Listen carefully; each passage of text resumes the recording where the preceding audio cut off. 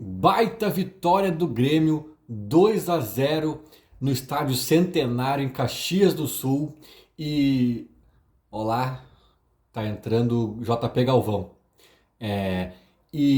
Opa, gol do Palmeiras, 2-1. Não importa, o importante foram os 3 pontos, a vitória. 2-2.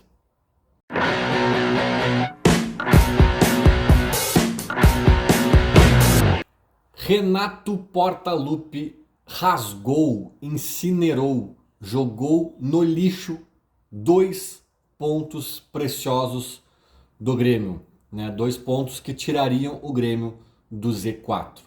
Eu sei que eu estou sendo simplista, eu estou sendo, né, tô reduzindo toda uma situação a uma pessoa, mas no jogo de hoje, se a gente tiver que resumir, esse é o resumo. Não tem como fugir desse resumo.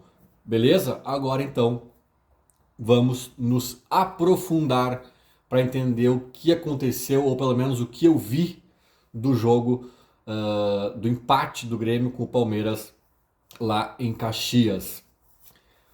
Olha, eu diria que eu falo muito sobre o Renato, né? Eu volta e meia sou acusado de passar pano. Em muitos outros momentos eu critico ele bastante. E essa minha alternância talvez não agrade 100% a ninguém, né? Porque tem muito gremista polarizado nesse sentido, que é crítico de uma nota só ou defensor de uma nota só. Eu acho que não é por aí que a banda toca. E esse jogo, pra mim, ele simbolizou tudo que eu digo há tanto tempo sobre o Renato. O que eu digo, em primeiro lugar? É um bom técnico. Eu acho o Renato um bom técnico. E quando o Grêmio abre 2-0 contra o Palmeiras, a prova de que o Renato é um bom técnico estava ali, diante dos nossos olhos. Já não é o primeiro jogo que ele mostra repertório, né, de mudar o time. Demorou muito, mas ele tirou aquela referência da área que era o JP Galvão e escalou o time com Pavon e Gustavinho mais ali na frente, o Cristaldo chegando no meio.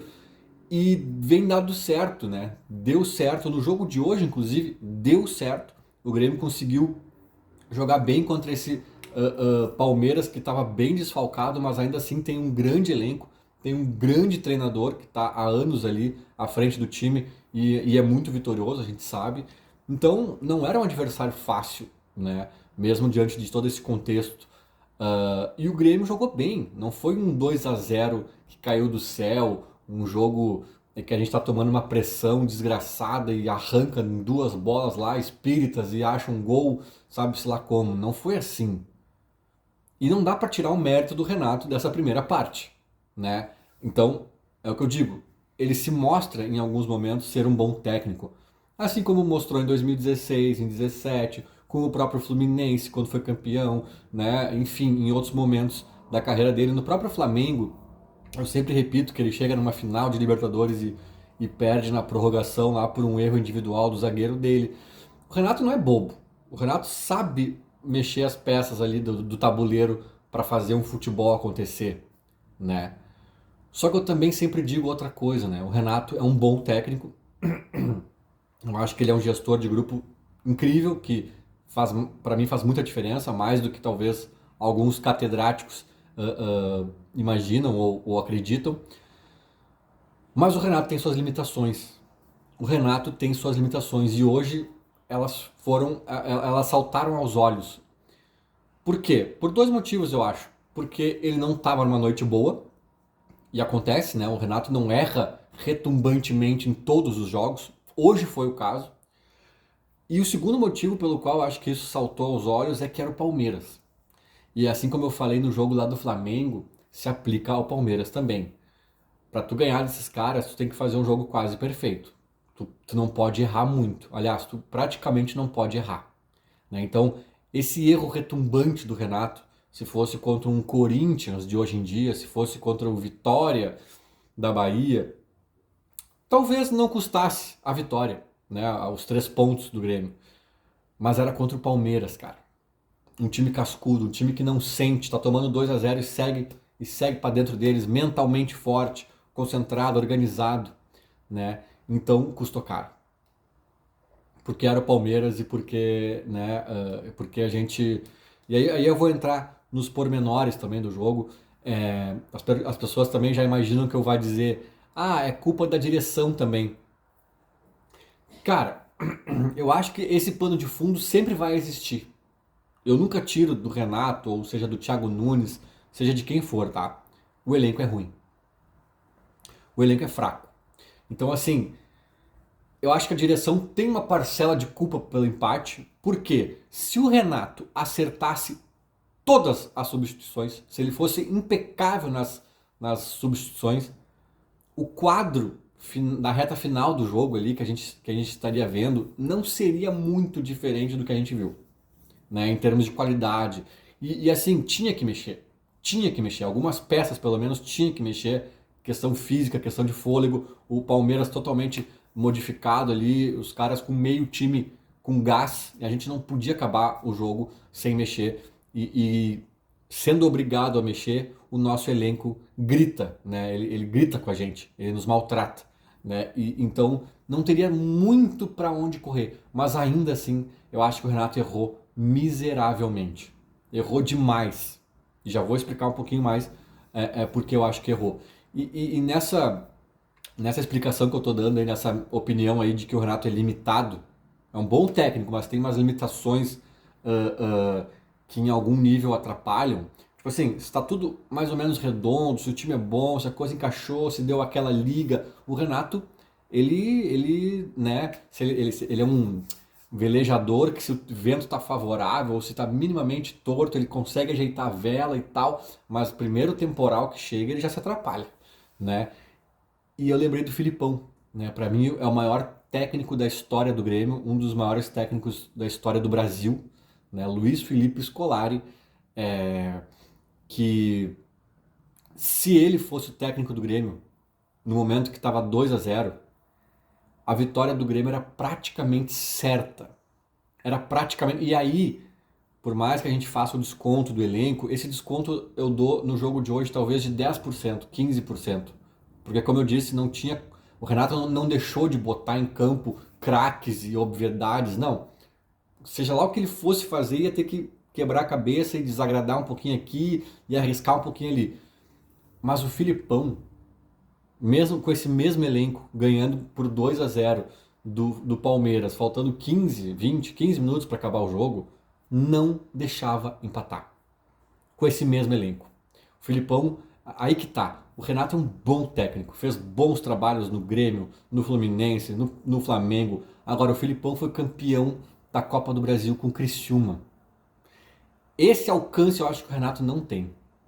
Estudar o Criciúma pro Renato, cara, é um Deus nos acuda, né? E óbvio que eu não estou dizendo que o elenco do Grêmio atual é um Criciúma, né? Eu acho que é melhor, né? Embora seja bem limitado, é melhor que o Criciúma. Agora, aí o Renato já começa a se embananar, né? Claro que num cenário de escassez de elenco, mas, cara, com esse mesmo elenco, 2-0 aos, sei lá, acho que eram uns 30 do segundo tempo, dava para ter feito muita coisa melhor. Aí o Renato vai na coletiva e hoje eu fiz questão de esperar as coletivas para entender o que ele ia dizer, para ver, né, alguma explicação antes de gravar o vídeo. E ele fala, não, porque vocês não entendem o que se passa, o Cristaldo quase não teve condições de jogar, tá com a perna pesada e a gente já arriscou botando ele em campo. Cara, mas ninguém tá dizendo que era para tu deixar o Cristaldo durante os 90 minutos.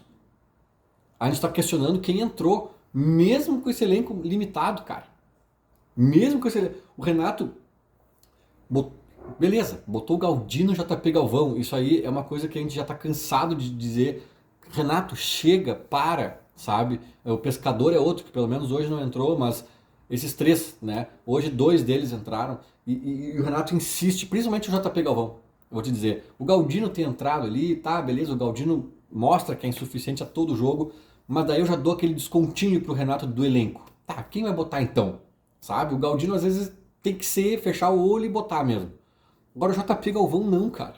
Não dá pra botar. O cara, além de tudo, é amaldiçoado. Ele tem um negócio com ele que vai além das explicações lógicas. Ele entrou em campo, 3 segundos depois, 10 segundos depois, sei lá, o Grêmio toma um gol, cara. E no minuto seguinte toma outro. O cara tava em campo há 2 minutos e o Grêmio tomou 2 gols e empatou o jogo. É inacreditável. Só que isso é a explicação mística, a explicação, né? Meu Deus, olha essa loucura que aconteceu. Agora, a explicação lógica é que ele não colabora em nada. Ele não marca. O Renato falou, eu botei ele pra segurar a bola. Que bola que ele segura? Que mundo Renato, em que mundo o Renato viu isso? Em que década o Renato viu ele segurar uma bola? Talvez há 7 anos ele pode ter segurado uma bola uma vez lá no Cagliari, na Itália. Pode ser. Mas em que momento no Grêmio ele viu isso acontecendo? Sem falar que ele tira os caras do meio de campo e bota atacante e zagueiro. O Grêmio estava bem no meio de campo, ele deixa um rombo no meio de campo. Não tem nem como o pobre do JP Galvão segurar alguma bola se tu entregou o jogo pro Palmeiras. O Palmeiras ficou nos amassando. Era ataque contra defesa. Aí a nossa estratégia era dar um balão pra frente pro Nathan Fernandes, que entrou no finalzinho e sair correndo. Porque não tinha mais, o Grêmio não tinha mais jogada. Não tinha mais meio de campo. O Renato acabou com o Grêmio. Sabe qual é a impressão que eu tenho? Né? E acabou com o Grêmio, mesmo com o elenco fraco que tem, podendo fazer muito diferente. Bota o Ronald, bota qualquer coisa, cara. A impressão que eu tenho do que o Renato fez e pensou hoje, cara, é que ele foi meio soberbo ou ingênuo, não sei qual é a palavra, mas ele avaliou mal a situação do jogo quando estava 2-0. Ele achou que a vitória estava garantida. Ele achou que a gente estava jogando contra o Madureira e estava 3-0. Porque se tu tá jogando contra o Madureira, tu tá ganhando de 3-0, beleza. Vamos dar mais uma chancezinha pro JP Galvão? Ah, vamos, coitado do cara, vai que ele faz um golzinho ali, né? Vamos promover a estreia do Rodrigo Caio, que não joga há 149 anos? Ah, vamos! Vai ser divertido, é um bom momento para ele aquecer, jogar, começar a entrar no processo de pegar ritmo. Não, velho. É o Palmeiras. É o Palmeiras que está só 2-0. Famoso placar perigoso. Por quê? Porque tu toma um, vira Deus nos acuda. De fato foi não, né? Nem deu tempo de virar, porque eles empataram logo em seguida. Né? Então assim, e a prova disso que eu tô falando é que em dado momento no jogo, o Rodrigo Eli sentiu uma lesão na perna, né? E por sinal o Rodrigo Eli foi bem, tá? Tem ido bem até, acho que no último jogo também. O Edenilson também acho que foi bem, só para não dizer que não falei de flores, né? Acho que tem alguns nomes aí que a gente vem meio desacreditados e até que estão dando uma respostinha, né? Que não é o caso do Galvão, definitivamente. Mas o Rodrigo ele sente alguma questão na perna ali e o Renato imediatamente bota no aquecimento o Natan, o zagueiro, aquele que é um guri da base, né?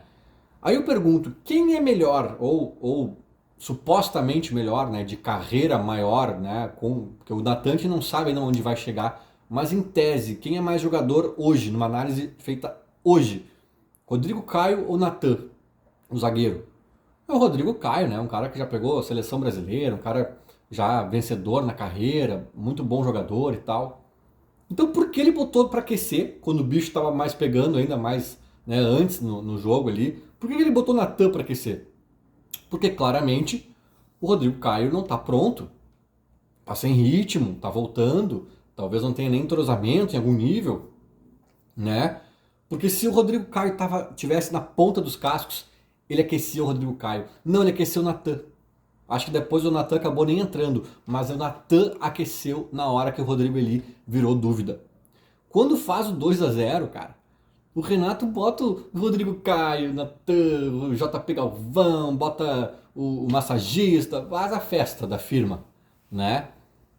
Cara, não faz sentido. Ele brincou com o jogo no momento que estava 2-0, achando que estava definido. Promoveu a estreia de um sem ritmo, tentou a ressurreição do Galvão pela enésima vez, esvaziou o meio de campo, azar, se virem. Então assim, cara, não tem como não acreditar ao Renato majoritariamente. A derrota não, mas a perda de 2 pontos nessa tarde e noite em Caxias do Sul. Não tem como fazer diferente, cara. Não tem como fazer diferente. E é até preocupante, né? Porque o Renato é um cara que a gente exalta sempre a questão do grupo e tal. Aí já teve uma discussão do Reinaldo com o Marquezin. Os dois se estranharam, não está explicado aí nessa história. pode ter sido besteirinha de jogo e daqui a pouco eles estão abraçados, pode ser que não, pode ser pior, né?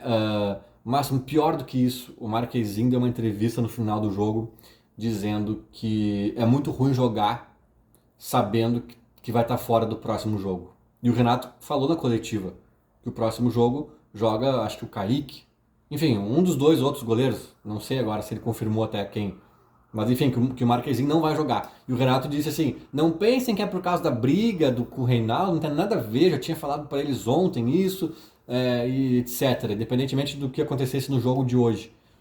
Cara, não faz sentido esse revezamento, cara. Até assim, talvez a cabeça do Marquezine estivesse realmente já mais pra lá do que pra cá, até um pouco por conta disso, sabe? Desgostoso com isso, porque temos que deixar todos os nossos goleiros com ritmo, vai que acontece alguma coisa, a gente precisa. Cara, tu tá prevendo uma tragédia lá no futuro e tu tá te preparando pra ela, promovendo pequenas tragedinhas, né? Tu tá pensando que lá no futuro pode ser ruim botar um Kaique sem ritmo, e aí por conta disso tu deixa todos os goleiros com menos ritmo, né? Não tem nenhum a pleno vapor, e tu perde de jogar com o teu melhor goleiro, que eu acho que é o Marquezine, que tem a questão da bola no pé, a reposição de bola, né? A questão que ele faz de líbero, às vezes meio Neuer, assim, sabe? Que é o único que aparentemente tem essa qualidade. Então vai de Marquezine e acabou, velho. Vai de Marquezine e acabou. Sabe? Então o Renato, eu não sei se ele não tá se perdendo até nessas questões do bastidor, que ele sempre foi tão bom, do grupo. Claramente o Marquezine na entrevista ali como é que é o nome? Da zona mista, né? Eu acho que é. Não sei se o Centenário tem exatamente uma zona mista, mas ali nos bastidores ele deu essa entrevista. Claramente uma insatisfação, quase uma cutucada, uma crítica ao Renato, sabe? Então, hoje não foi uma noite de Renato Portaluppi, né? Repito, o time começou jogando muito bem contra um adversário forte, mas depois o próprio Renato deu um jeito de destruir tudo que ele mesmo ajudou a construir. E a gente perde uma oportunidade de ouro de sair do Z4. Era um Palmeiras que, sim, ainda assim era forte, ainda assim era bem treinado e tudo mais, mas um Palmeiras com 500 desfalques. Um Palmeiras que jogou na segunda-feira contra o Corinthians. Eles tiveram um clássico na segunda-feira. Jogaram boa parte do segundo tempo com um jogador a menos. Tiveram que ir até Caxias do Sul para fazer o jogo, enquanto o Grêmio esperava, já tendo jogado numa noite anterior, um jogo mais tranquilo. Eles tiveram de desfalque só nesse jogo contra o Corinthians o Zé Rafael, o cara, agora me deu um branco, mas eu tuitei antes do jogo, assim, eram 3 jogadores que ficaram suspensos. Eu acho que tinha o. Cara, eram 3 jogadores importantes até, não sei porque que me deu esse branco agora. Eu lembro muito do Zé Rafael, porque eu acho que ele que foi o expulso, né, no jogo, no segundo tempo contra o Corinthians. Mas assim, só nesse jogo, 3 desfalques importantes, mas no jogo, no total, com Copa América, com outras lesões, com outras questões, eles tinham, cara, quase um time de desfalque. Né? E fora essa questão do desgaste que eu acabei de falar, era uma oportunidade de ouro de dar uma beliscada neles, de arrancar esses 3 pontos deles, e a gente chegou muito perto e botou tudo a perder. Lamentável, o que fica de alento é que se a gente olhasse para esse jogo, né, horas antes de ele começar e falasse de empate contra o Palmeiras, embora seja em casa, né, tenha sido em casa, entre aspas, o jogo, não é o pior dos cenários, não é o pior dos mundos, tá? Eu acho que não balança não balança o nosso ambiente, nossa, né, própria tabela, eu acho que não é nenhum absurdo, mas frente às circunstâncias do jogo, sim, acabou sendo irritante. Se o Grêmio ganhar do Juventude no fim de semana agora, lá em Caxias também, mas na casa do Juventude, esse empate vai ter saído um pouquinho mais barato. Mas não ganhando, a conta fica mais salgada. Feito? Era mais ou menos isso. Falou, abraço.